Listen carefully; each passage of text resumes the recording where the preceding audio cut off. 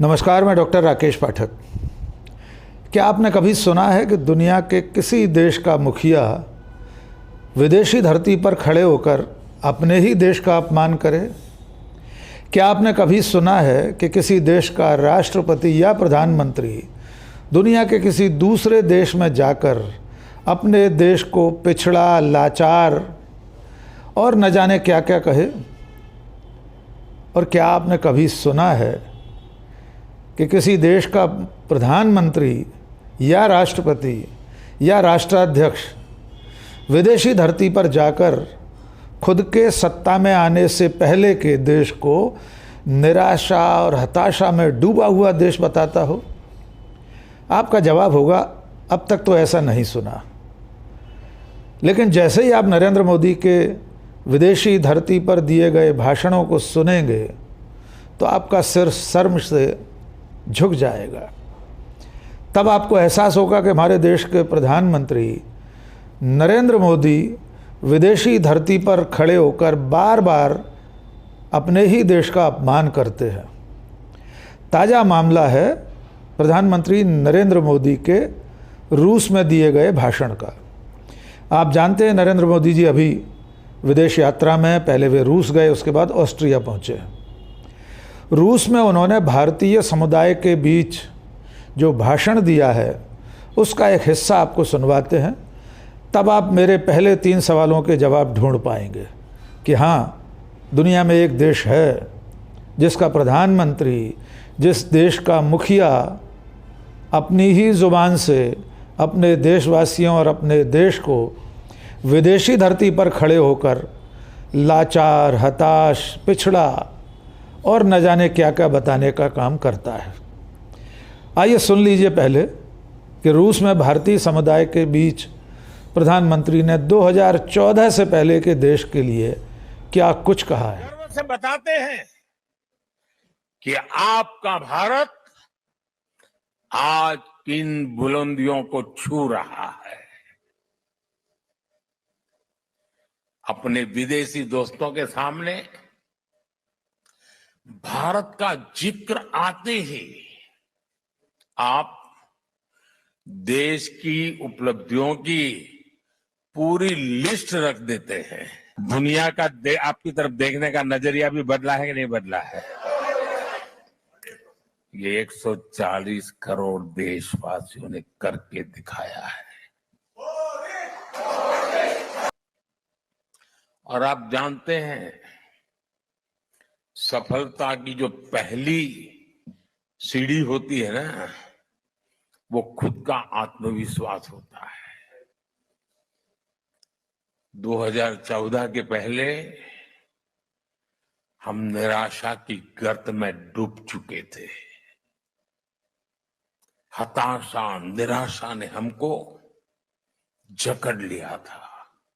आज देश आत्मविश्वास से भरा। तो आपने सुना कि प्रधानमंत्री नरेंद्र मोदी कह रहे हैं कि 2014 से पहले, यानी उनकी सरकार बनने, उनके प्रधानमंत्री बनने से पहले भारत निराशा और हताशा के गर्त में डूबा हुआ था, निराशा में जकड़ा हुआ था। लेकिन अब उनके प्रधानमंत्री बनने के बाद, उनकी सरकार आने के बाद देश आत्मविश्वास से भर गया है। पहली बात तो ये है कि देश के प्रधानमंत्री जिन लोगों के बीच में खड़े होकर ये भाषण दे रहे थे, यानी रूस में जो भारतीय समुदाय के लोग रहते हैं, इंडियन डायस्पोरा जिसे कहा जाता है, जिन लोगों के बीच में वे 2014 से पहले के देश को निराशा और हताशा में घिरा हुआ, निराशा के गर्त में डूबा हुआ बता रहे थे, और जो लोग उस वक्त मोदी मोदी के नारे लगा रहे थे, तालियां बजा रहे थे, उनमें से बहुत बड़ी संख्या ऐसे लोगों की होगी जिन्होंने 2014 से पहले के भारत में ही शिक्षा दीक्षा प्राप्त की होगी। यहीं के IIT, IIM, मेडिकल और इंजीनियरिंग कॉलेजों से पढ़कर वे रूस पहुंचे होंगे और वहां जाकर कामकाज कर रहे हैं। लेकिन वे अपने अतीत को भूलकर नरेंद्र मोदी जी के इस बयान पर तालियां बजा रहे हैं कि 2014 से पहले देश निराशा के गर्त में डूबा हुआ था। लेकिन दोस्तों, ये पहला मौका नहीं है कि देश के प्रधानमंत्री ने अपने ही देश के बारे में कोई आपत्तिजनक टिप्पणी विदेशी धरती पर की हो। वे इससे पहले चीन और दक्षिण कोरिया में भी ऐसे ही बयान दे चुके हैं। दक्षिण कोरिया में तो प्रधानमंत्री ने कहा था कि 2014 से पहले इस देश के लोग सोचते थे कि हमने न जाने कौन से पाप किए हैं पिछले जन्म में कि भारत में जन्म लेना पड़ा। ये कोई देश है, ये कोई लोग हैं, ये कोई सरकार है। 140 करोड़ भारतवासियों की तरफ से विदेशी धरती पर अपने सत्ता में आने से पहले के देश को वे इस तरह कोस रहे थे और कह रहे थे न जाने पिछले जन्म में कौन सा पाप किया था कि भारत में जन्म लेना पड़ा। दोस्तों, हम नहीं जानते कि प्रधानमंत्री नरेंद्र मोदी के अलावा आप में से कितने लोग ऐसा मानते हैं कि किसी पूर्व जन्म के पाप के कारण इस पवित्र भारत भूमि पर जन्म लेना पड़ा। आइए नरेंद्र मोदी के वे पिछले भाषण भी आपको सुनवाते हैं जिसमें वे कह रहे हैं ये कोई देश है, ये कोई देश था, ये कोई सरकार थी, ये कोई लोग थे। आइए सुनिए वे क्या कह रहे थे। आपका अनुभव, आपका ज्ञान, आपको जो यहां अवसर मिला है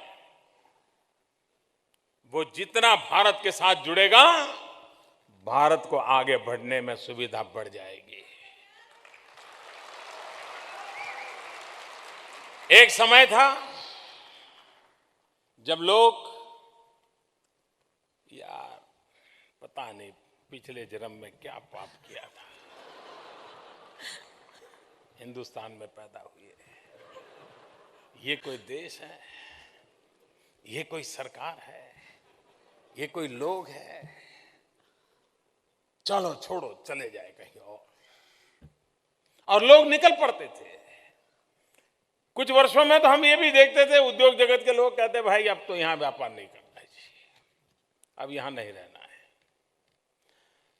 और ज्यादातर लोगों ने तो एक पैर बाहर रख ही दिया था। तो आपने सुना 2014 से पहले के देश को नरेंद्र मोदी किन शब्दों में कोस रहे थे।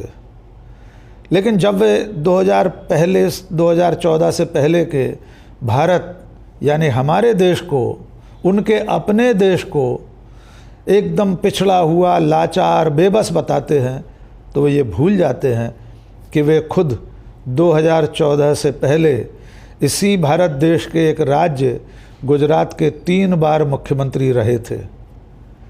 नरेंद्र मोदी 2014 से पहले के भारत को कोसते समय ये भूल जाते हैं कि उनके अपने राजनीतिक पुरखा अटल बिहारी वाजपेयी इसी देश के 3 बार प्रधानमंत्री रहे थे। कुल 6 साल प्रधानमंत्री रहे अटल बिहारी वाजपेयी, उनकी अपनी पार्टी के नेता थे। इसके अलावा भी 2014 से पहले न जाने कितने गैर कांग्रेसी प्रधानमंत्री इस देश में राज कर गए, लेकिन किसी प्रधानमंत्री ने अपने से पहले के काल को, अपने सत्तारूढ़ होने से पहले के युग को इस तरह नहीं कोसा जिस तरह प्रधानमंत्री नरेंद्र मोदी 2014 के बाद से लगातार भारत को और भारतवासियों को, देश को और देशवासियों को विदेशी धरती पर खड़े होकर कोसने का काम करते हैं। लेकिन हर बार उन्हें ऐसी ही तीखी प्रतिक्रिया का सामना करना पड़ता है जैसी इस बार सामने आई है। प्रधानमंत्री के रूस में दिए गए भाषण के वायरल होने के बाद सबसे तीखी प्रतिक्रिया आई है लालू प्रसाद यादव की। आप जानते हैं बिहार के मुख्यमंत्री, भूतपूर्व मुख्यमंत्री लालू प्रसाद यादव अपनी टिप्पणियों के लिए, अपनी बेबाक टिप्पणियों के लिए जाने जाते हैं। लालू प्रसाद यादव ने अपने ट्विटर हैंडल पर लिखा, एक आदमी बन ठन कर 8,000 करोड़ का जहाज चढ़कर रूस जाता है, वहाँ अपने पार्टी के कुछ समर्थकों को इकट्ठा कर अपने ही देश की बुराई करता है। ये कौन सी विदेश नीति है? 2014 के पहले जो खुद 13 साल इसी देश में एक राज्य का मुख्यमंत्री रहा, क्या वो निराशा या हताशा में डूबा था? क्या अटल बिहारी वाजपेयी के समय देश निराशा और हताशा में डूबा था? लालू प्रसाद यादव के ये सवाल एकदम वाजिब सवाल हैं। जैसा कि हमने पूछा कि प्रधानमंत्री बनने से पहले नरेंद्र मोदी भी इसी देश के एक राज्य के मुख्यमंत्री रहे थे। इसके अलावा वरिष्ठ पत्रकार विनोद कापरी ने भी ट्विटर पर प्रधानमंत्री नरेंद्र मोदी के इस बयान को साझा करते हुए लिखा, विदेश जाकर देश का अपमान करना कोई मोदी से सीखे, और वो भी प्रधानमंत्री के पद पर रहते हुए। इनके हिसाब से 2014 से पहले का भारत तो कुछ था ही नहीं। कुछ और प्रतिक्रियाएं आपसे साझा करते हैं। एक सोशल मीडिया पर विकास मौर्य सक्रिय हैं। उन्होंने लिखा, 2014 से पहले भारत में कहाँ कुछ था। वो केले के पत्ते लपेट कर घूमता था, खाने को नहीं था। आदि मानव की ज़िंदगी हम सभी लोग जीते थे। जब से 2014 में देश आज़ाद हुआ तब जाके सब लोग भोजन बनाना सीख गए। उसके बाद ही रेल, सेल, भेल, एम्स, इसरो सब बना। आज पूरा भारत जीवित है, वो साहब का ही एहसान है, यानी नरेंद्र मोदी। इसके अलावा एक लेखक, कवि, पत्रकार डॉक्टर मोनिका सिंह हैं। वे लिखती हैं, विदेश की धरती पर जाकर ऐसा बयान, वे सवाल पूछ रही हैं, विदेश की धरती पर जाकर ऐसा बयान। मोदी जी, 2014 से पहले भारत विश्व की तीसरी बड़ी अर्थव्यवस्था था। भाजपा डूबी होगी निराशा में, देश नहीं डूबा था। एक और ट्विटर हैंडल है आशीष राजदान। वे लिखते हैं, I disagree mister Modi, mister prime minister. We were much better on happiness index, much better on hunger index, much better on freedom of press index, much better on not normalizing hate and so on many indexes। यानी आशीष राजदान लिख रहे हैं कि 2014 से पहले जीवन स्तर के जो तमाम सारे मानक हैं, चाहे वो भूख का मानक हो, प्रेस की आज़ादी का मानक हो, अभिव्यक्ति की आज़ादी का मानक हो, उन सब में भारत 2014 से पहले बहुत बेहतर स्थिति में था। और नफ़रत के मामले में भी इससे पहले भारत की दशा बहुत बेहतर थी। एक रिवॉल्यूशन नाम से ट्विटर हैंडल है। वे लिखते हैं, 2014 से पहले गैर कांग्रेस सरकार ने 14 साल राज किया, जिसमें 6 साल अटल जी की बीजेपी सरकार थी। क्या हमें उनके शासन की भी आलोचना करनी चाहिए? अटल जी का कार्यकाल भारतीय राजनीति में एक मील का पत्थर था। तो प्रधानमंत्री नरेंद्र मोदी के रूस में दिए गए इस भाषण की तीखी आलोचना हो रही है सोशल मीडिया पर। संयोग से कांग्रेस के मीडिया सेल की, सोशल मीडिया सेल की चेयरपर्सन सुप्रिया श्रीनेत ने एक दिन पहले ही नरेंद्र मोदी सरकार के 1 महीने के कामकाज और उसकी उपलब्धियों पर, उसकी नाकामियों पर एक वीडियो जारी किया है। उसमें उन्होंने विस्तार से बताया है कि सिर्फ 1 महीने में नरेंद्र मोदी की सरकार में क्या क्या हुआ है। आइए सुप्रिया श्रीनेत का ये बयान भी सुन लीजिए। आज ठीक 1 महीना हो गया नरेंद्र मोदी की सरकार बने। आज ही के दिन जून में उन्होंने अपने पद की शपथ ली थी। तो इस 1 महीने में क्या हुआ? इस 1 महीने में जम्मू कश्मीर में 1 नहीं, 2 नहीं, 4 आतंकी मुठभेड़ों में 8 हमारे जाबाज और 10 हमारे लोग शहीद हो गए। जो बात करते थे आतंकवाद को कब्जे में करने की, श्रद्धालु अब जम्मू कश्मीर में मारे जा रहे हैं, हमारे जाबाजों की शहादत हो रही है।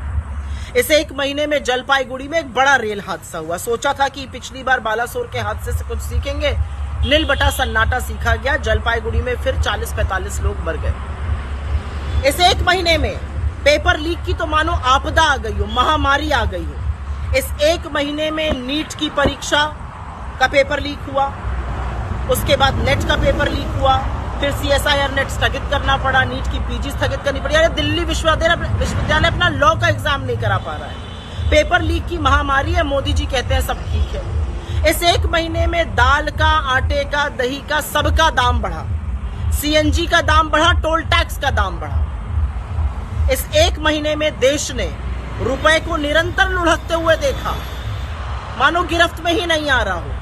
जो कहते थे कि जैसे जैसे रुपया गिरता है प्रधानमंत्री की प्रतिष्ठा गिरती है, उनको सोचने पे मजबूर होना पड़ेगा कि प्रतिष्ठा किस गोते में चली गई। इस 1 महीने में बेरोजगारी ने 8 महीने का रिकॉर्ड तोड़ दिया। लेकिन क्या मोदी जी को फर्क पड़ता है? उनको कोई फर्क नहीं पड़ता। महंगाई से आप जूझिए, पेपर लीक की महामारी से आपके बच्चे जूझे, बेरोजगारी से इस देश का युवा जूझे, हिंसा और नफरत से मणिपुर जूझे, मोदी जी को क्या फर्क पड़ता है? वो तो मॉस्को में है और मॉस्को में वो ज्ञान दे रहे हैं। मॉस्को में वो बता रहे हैं कि 3 साल में तीसरी बार में वो क्या क्या करने वाले हैं। आतंक आपसे रुक नहीं रहा है, आतंकवादी आपसे कंट्रोल नहीं हो रहे हैं, महंगाई को कंट्रोल करना आपके बस की बात नहीं है, रुपया को आप मजबूत नहीं कर पा रहे हैं, तो आप करने क्या आए हैं? ये अलग बात है कि रिचार्ज भी अब इतना महंगा हो गया है कि रील देखना भी दुर्लभ होता जा रहा है। तो ये है 1 महीने के मोदी सरकार का फलसफा। आपने सुना 1 महीने के रिपोर्ट कार्ड में सुप्रिया श्रीनेत ने नरेंद्र मोदी की सरकार में जम्मू कश्मीर में आतंकवादियों के हमले से लेकर महंगाई और बेरोजगारी तक के आंकड़े पेश कर दिए हैं। आप जानते हैं महंगाई इस वक्त अपने चरम पर है, बेरोजगारी इतिहास के सबसे ऊंचे रिकॉर्ड स्तर पर है। इसके अलावा देश में जिस तरह से सांप्रदायिक सद्भाव बिगड़ा हुआ है वो भी 2014 से पहले इस स्तर का नहीं था। डॉलर रुपए के मुकाबले किस पायदान पर खड़ा है ये भी नरेंद्र मोदी को याद दिलाना ज़रूरी है। तो कुल मिलाकर प्रधानमंत्री नरेंद्र मोदी विदेशी धरती पर खड़े होकर अपने ही देश का 140 करोड़ भारतवासियों का अपमान करने का कोई मौका नहीं चूकते। वे लगभग हर दूसरे तीसरे अवसर पर विदेश जाकर 2014 से पहले के भारत को कोसने के काम में कोई कोताही नहीं बरतते। लेकिन प्रधानमंत्री नरेंद्र मोदी जी, हम आपको ये बताना चाहते हैं कि भारत 2014 से पहले न तो निराशा के गर्त में डूबा था, न हताशा में जकड़ा हुआ था, न उतना पिछड़ा हुआ था, न सांप्रदायिक सद्भाव उसका ऐसा बिगड़ा हुआ था जैसा आज बिगड़ा हुआ है।